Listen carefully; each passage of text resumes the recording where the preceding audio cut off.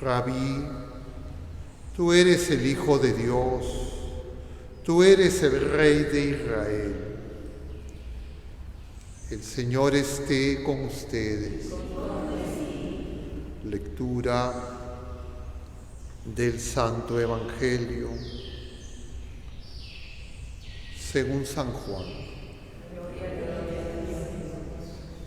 En aquel tiempo, Felipe se encuentra a Natanael y le dice: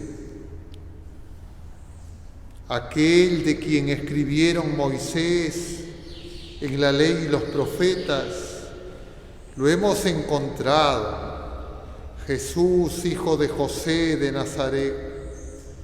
Natanael le replicó: ¿de Nazaret puede salir algo bueno? Felipe le contestó: ven y verás.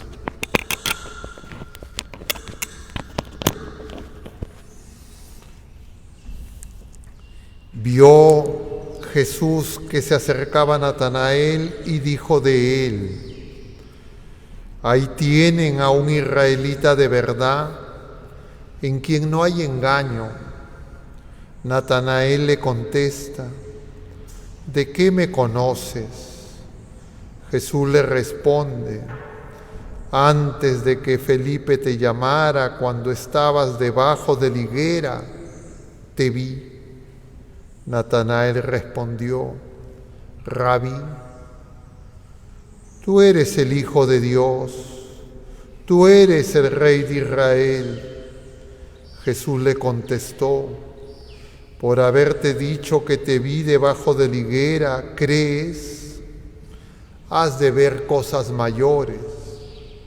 Y le añadió: yo les aseguro, verán el cielo abierto y a los ángeles de Dios subir y bajar sobre el Hijo del Hombre.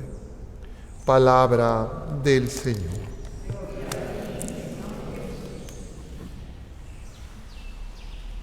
Tomen asiento un momento, queridos hermanos.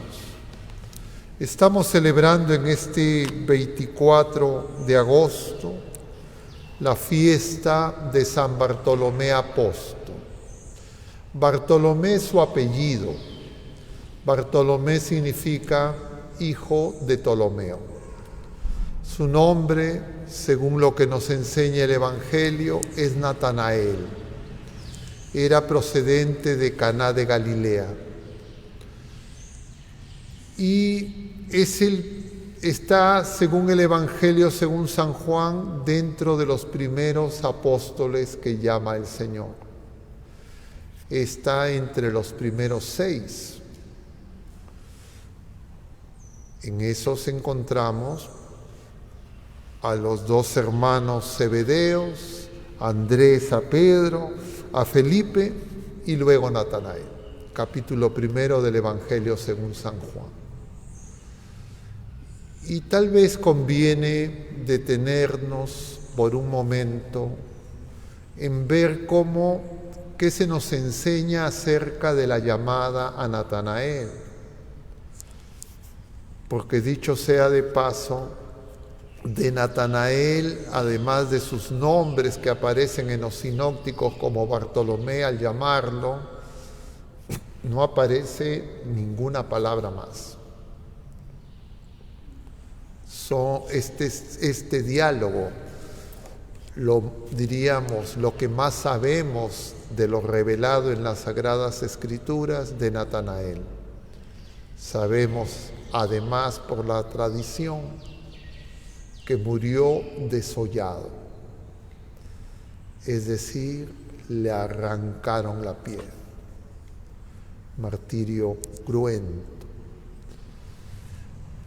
Por lo que se nos revela y hemos escuchado y contemplamos en este pasaje del Evangelio, Natanael debió ser un maestro de la ley, un rabí, porque esa expresión "te vi debajo de la higuera" aludía a cómo se le llamaba a los maestros. Enseñaban debajo de las higueras, eran sus salones de clase. Y entonces en muchos libros en relación al pueblo de la Primera Alianza se tiene en común esa expresión. Y por eso se explica que en ese diálogo con Felipe, él rápidamente, apenas Felipe le dice que han encontrado a Jesús, el hijo de José de Nazaret, él tiene inmediatamente la referencia que el Mesías no puede venir de Nazaret, porque ya los profetas habían anunciado que venía de Belén.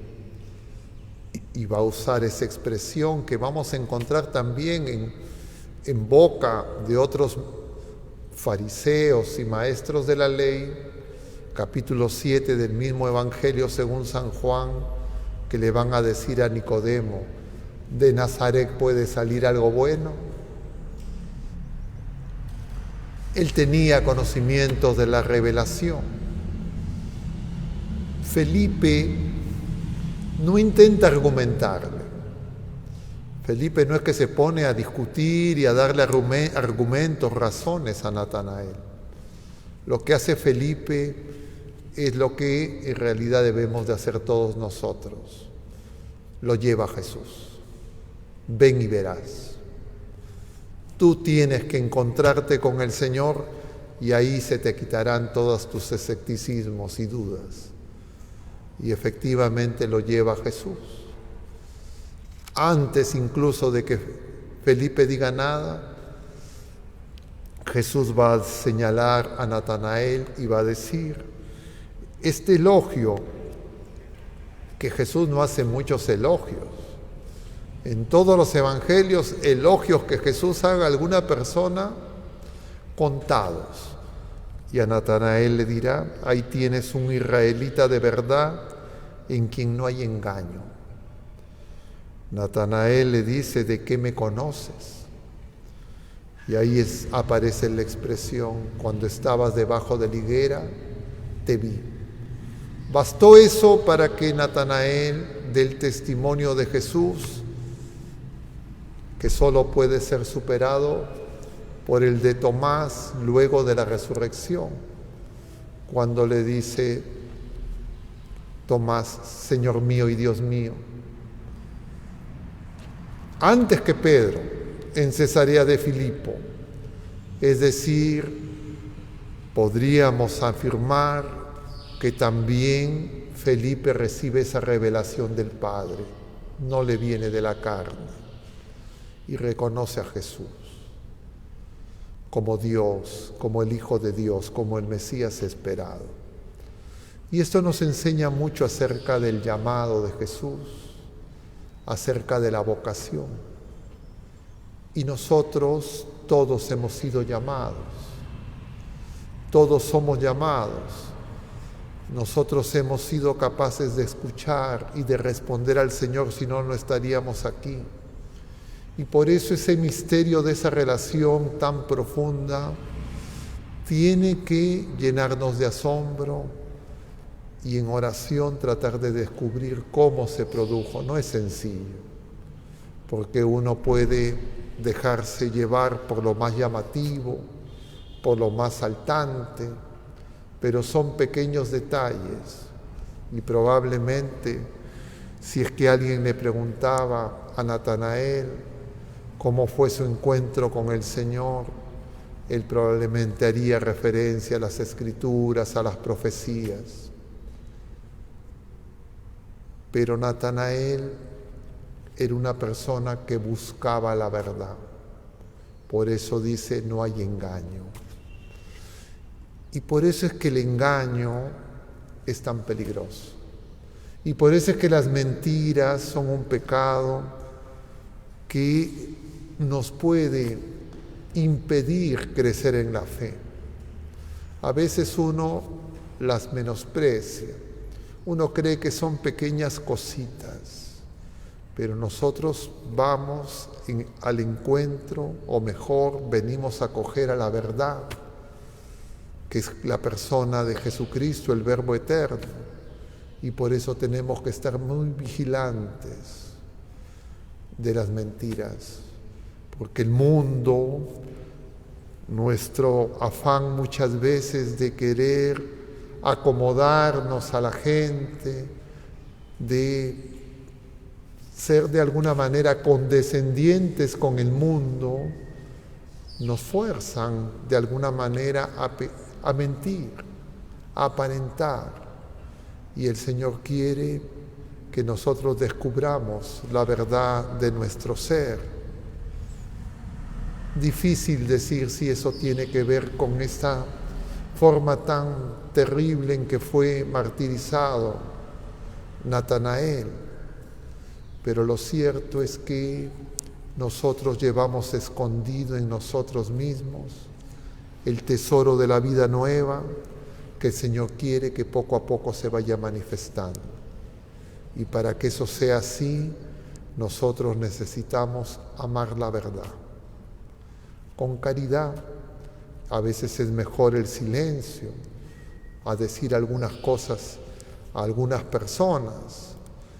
Es mejor cambiar de tema, porque nadie nos puede obligar a decir cosas que mentir. Y de alguna forma, eso está significado en la Jerusalén celestial, en ese brillo, en ese fulgor que ve el vidente, el mismo Juan, en el libro del Apocalipsis, en la primera lectura. Y nosotros somos parte de esta iglesia fundada en Cristo, en sus apóstoles.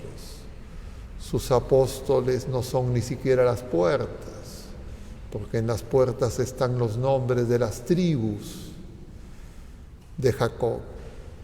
Los apóstoles están en el fundamento, en los cimientos. La iglesia está fundada en los apóstoles. Nuestra madre nos enseña que es apostólica. Y por eso, a pesar de que conocemos poco de estas personas, sabemos que de alguna manera Natanael debió ser muy importante entre el grupo de los 12. Y el hecho de que no se tengan mayores referencias a su testimonio de fe no significa que es menos o que tiene menor importancia. Algo parecido ocurre con José. No tenemos de él ninguna palabra, pero definitivamente este hombre que conocía las Escrituras, que era maestro de la ley, que era parte de ese grupo que va a ponerse al Señor, prácticamente con muy pocas referencias que el Señor les da, Él lo sigue.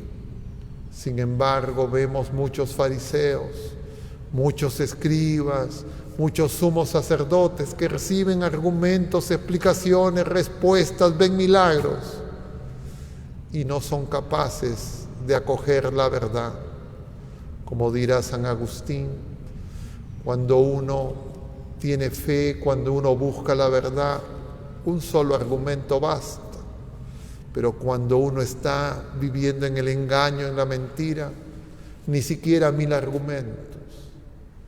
Natanael no recibió ninguno, solo esa revelación: te vi. Y a nosotros también el Señor nos ve. Y esa mirada del Señor es la que sostiene nuestra vida natural y sostendrá nuestra vida sobrenatural al punto de poder ser renovados en la vida nueva. Y esa mirada será plenamente reconocida por nosotros cuando acabe la vida presente. No es que el Señor ahí nos mirará más, no es que el Señor ahí se acercará más.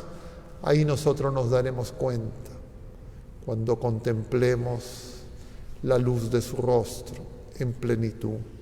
Pidamos pues al Señor misericordioso que con la intercesión poderosa de San Bartolomé y los apóstoles, nuestra Madre Santísima y San José, Tenga misericordia de la iglesia peregrina, de todos nosotros que tantas veces dudamos, que tantas veces desconfiamos, que tantas veces ponemos argumentos para seguir al Señor y dar testimonio de Él. Que el Señor así nos lo conceda y se apiade de toda la iglesia. Que así sea.